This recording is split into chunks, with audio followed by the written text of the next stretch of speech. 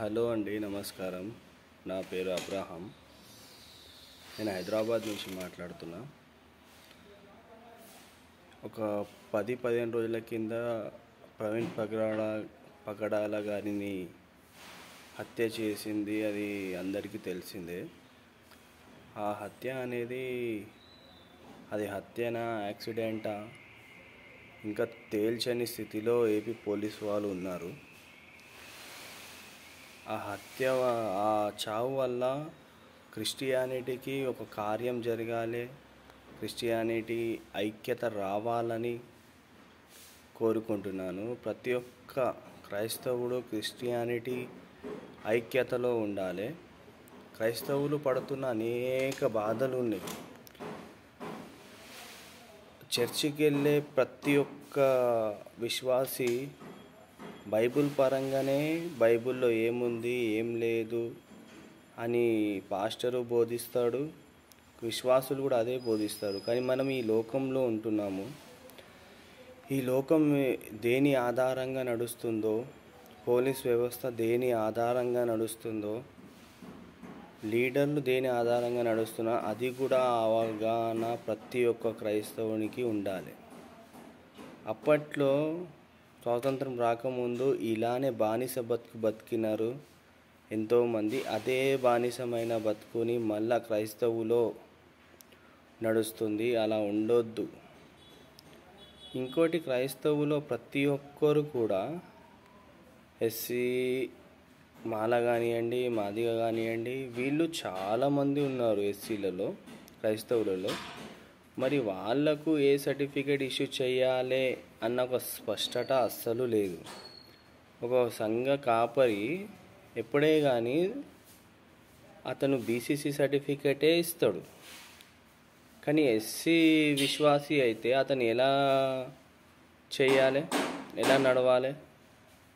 ఈ ప్రతి ఒక్క ప్రశ్నలకు సమాధానం దొరకక ఎంతోమంది బాధపడుతున్నారు.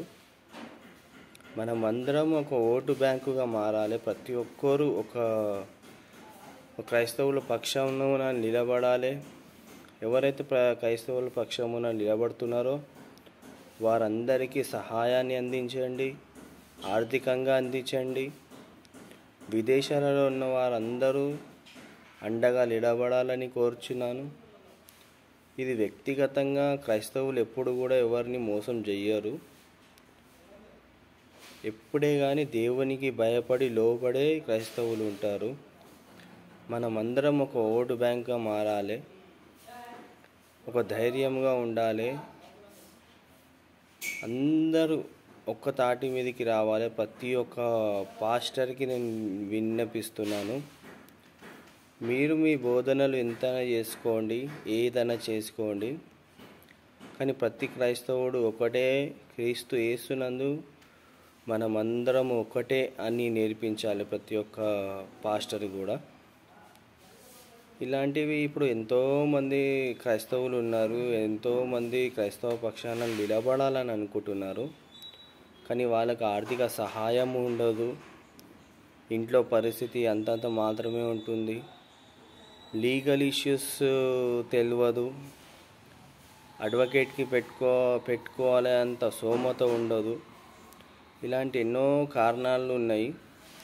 దయచేసి ఎవరైతే క్రైస్తవుల పక్షాన ఘనం ఎత్తుతారో వారందరూ ఛానల్ని సబ్స్క్రైబ్ చేయండి, వాళ్ళ వీడియోను లైక్ చేయండి, వారి పక్షమున నిలబడండి. ఎంతవరకైనా తెగించి మన యొక్క హక్కులను మనం రక్షించుకోవాలి.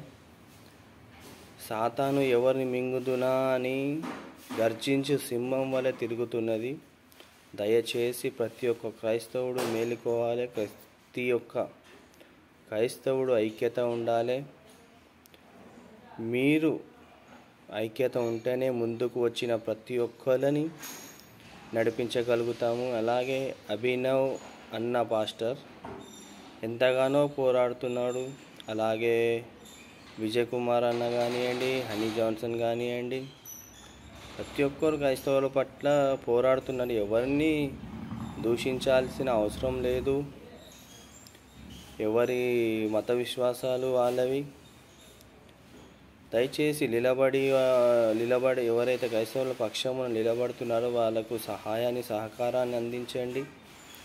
ప్రతి ఒక్కరూ మేమున్నామన్న నమ్మకం విశ్వాసము వాళ్ళకు వచ్చేలాగా చేయండి.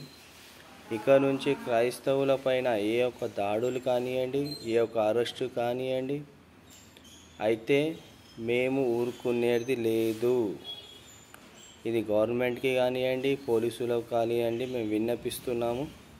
దయచేసి పక్షపాత ధోరణిని మీరు చూపించకూడదు.